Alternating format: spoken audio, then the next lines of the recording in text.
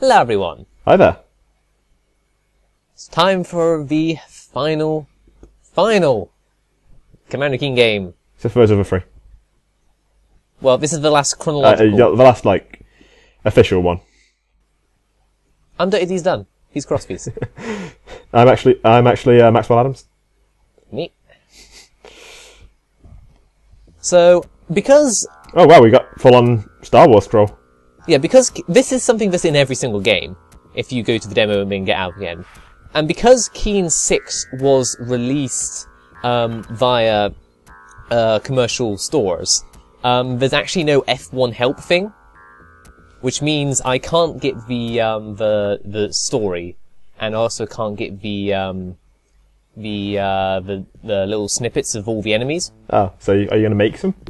No, but Vale's manual was included. Oh, you're going to find, so you can probably find scans of that, right? Yeah, I've got a scan already and waiting. Good. So yeah, let's begin. We need to save our babysitter from the Bloogs, and we actually have something very interesting in this very first level. When you say how interesting, It's an actual, full-on secret, and of course there's a Bobber, who is an invincible enemy that you're not going to see for a long time. It's actually like an endgame enemy. I take it he's only there in hard mode. Yeah.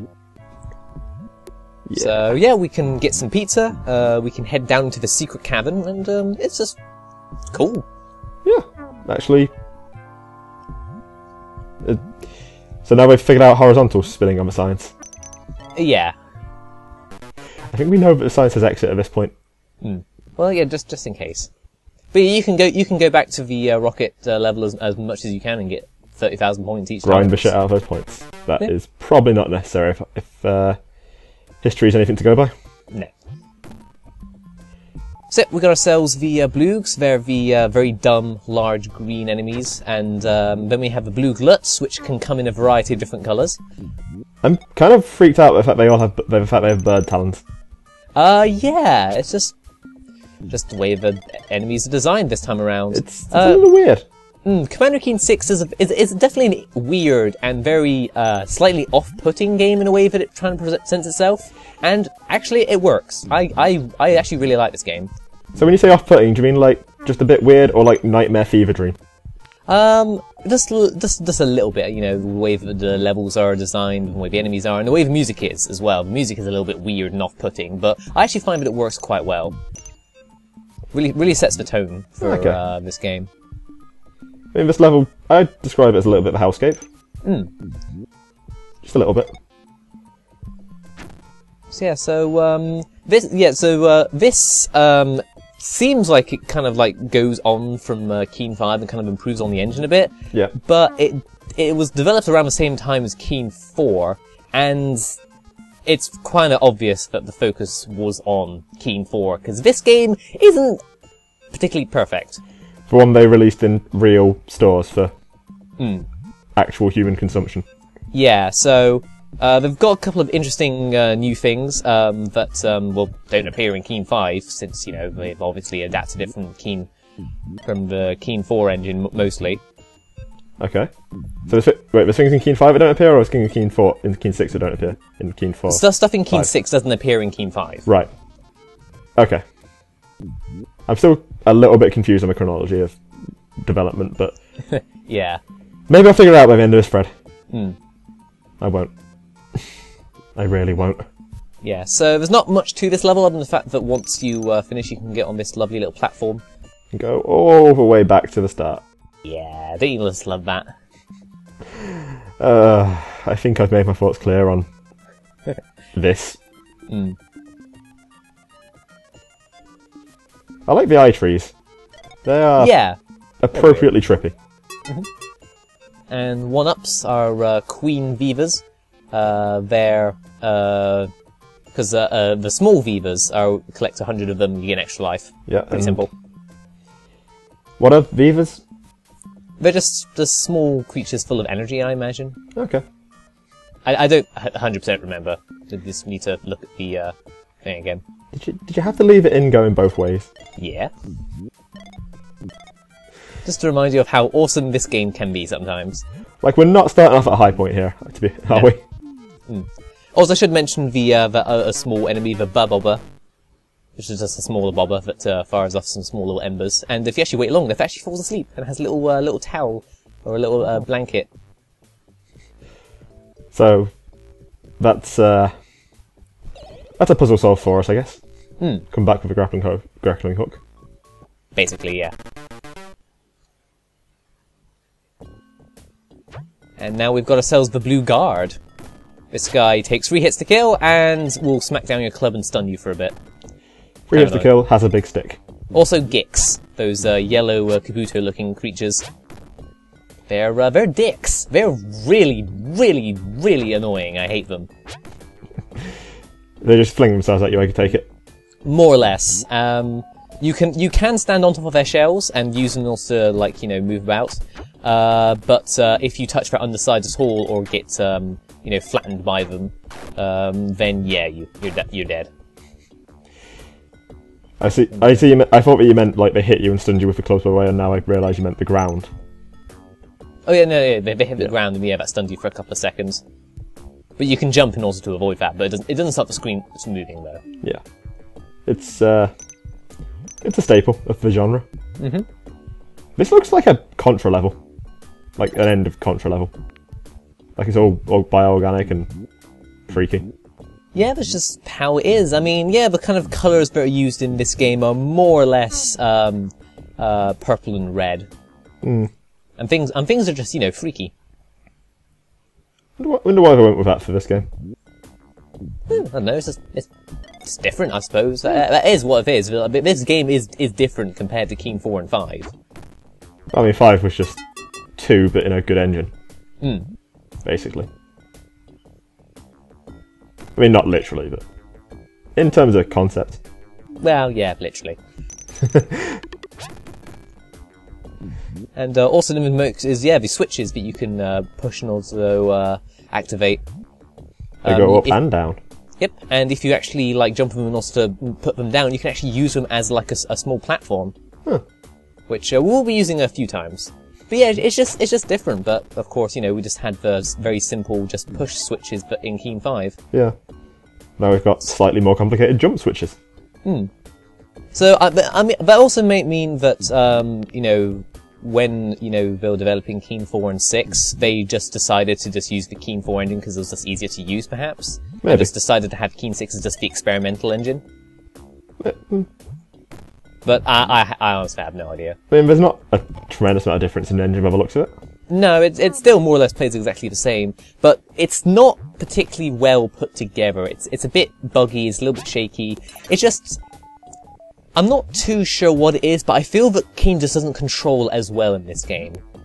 I feel that maybe things are off by like a couple of frames or so, but it's not as precise as it was. I was going to say it looks less floaty, but I mean, you're the one playing it.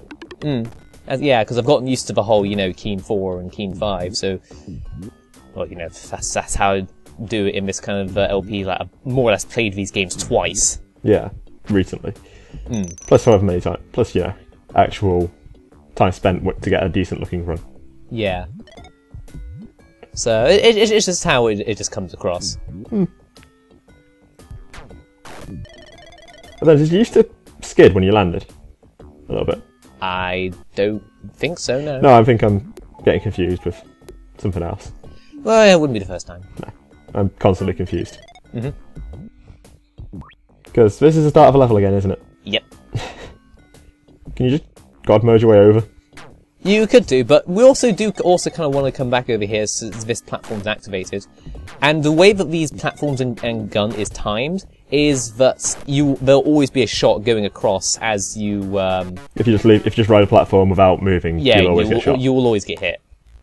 Yeah, that's game design. They're designing a game at you. Indeed. So now we're going to go into Dome of Darkness. The first one, by the looks of it. Yeah, that's the thing. There's also a various numbering. So we had the first Guard Post 1, so we're going to be seeing a couple more of those. Yeah. And then the first Dome of Darkness. Well, we walked past another one to get here, so... Yeah. I could figure out there's more than one. And then, kind of new to this, again, another thing that they use is instead of just, a load of secrets full of, really loads of points. Instead, there's just these kind of separate areas that you can just get loads of points in instead. It's much more like interactive. Okay, so you actually have to do things to get your useless points rather than... Yeah, so this place is just covered in pizzas, and there's not really much else to do but get points, and, you know, you could die fairly often if you really wanted to. I don't think you want to, though. Yeah, that's really about it. Yeah, that pizza does not look appetizing. I imagine it's like pepperoni.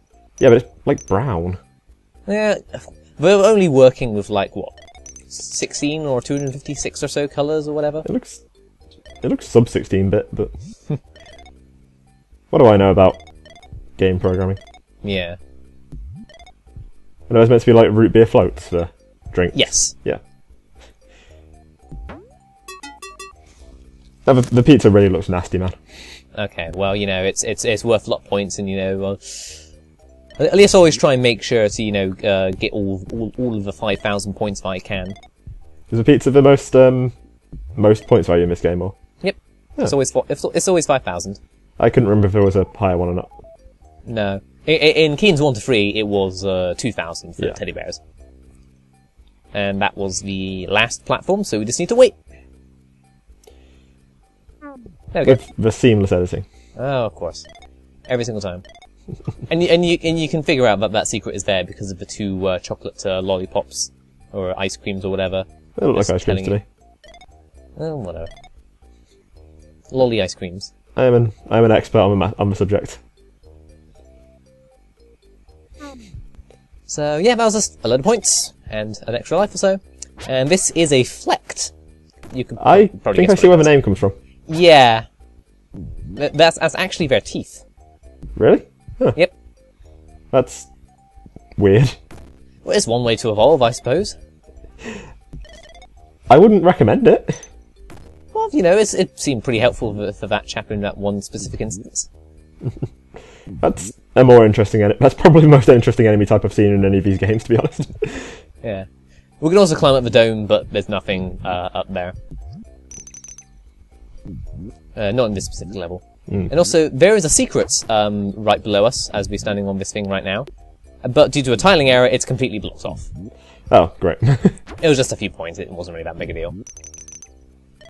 Yeah, and another thing, there are a few tiling errors here and there. This game just isn't as polished as some of the others. There was wasn't there a couple of tiling errors in 4 and 5? Yeah, there's always going to be a couple of errors, but in this one, you know, there's quite a few more. There's more. Yeah.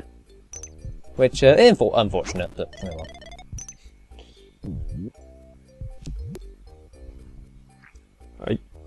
Okay, I wasn't sure you were meant to go through there, but the platform I suppose, yeah, because you are. it's a diagonal thing. You can always, like, crawl through those, but you can't, like, jump back, go back through them, so...